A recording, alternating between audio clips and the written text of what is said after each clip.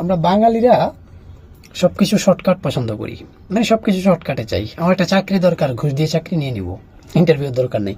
আমি পরীক্ষা পাশ করার দরকার, আমি নকল করে পাশ করে ফেলবো, বা প্রশ্ন পাশ হয়ে যায় আমি প্রশ্ন কিনবো, প্রশ্ন কিনে তারপর পরীক্ষা দিয়ে পাশ করে ফেলবো, মানে পরিশ্রম করতে রাজি না।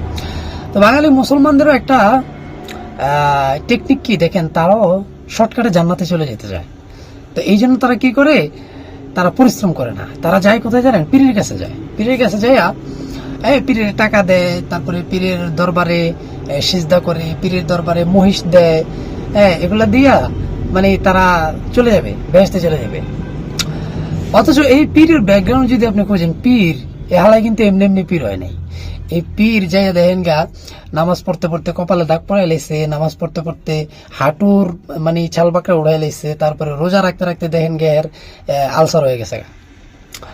হ্যাঁ, এত কষ্ট কইরা এত ধ্যান কইরা হ্যাঁ পীর হইছে। হ্যাঁ, আর এখন আমরা বাঙালি মুসলমানরা কষ্ট করতে রাজি না, ওই পীরের পা ধরে আমরা বেহেশতে চলে যাবো।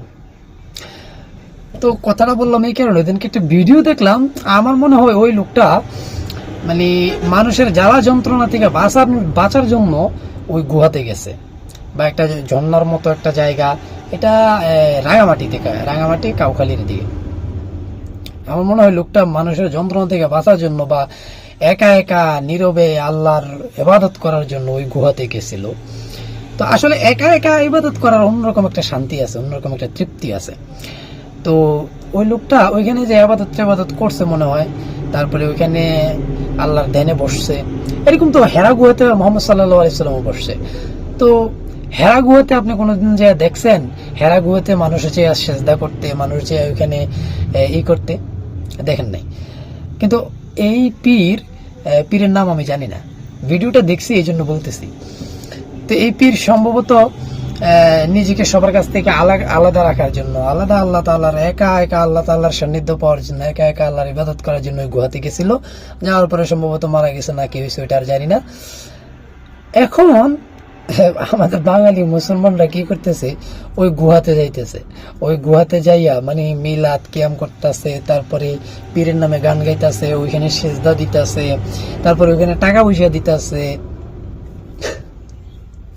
কি একটা অবস্থা, মানে কই যাবো পীরেরা, শান্তি নেই, ময়ূরও শান্তি নেই, ওরা মরলেও আমরা কি করি, ওর জায়গায় আমরা মাজার তুলে বইয়া থাকি।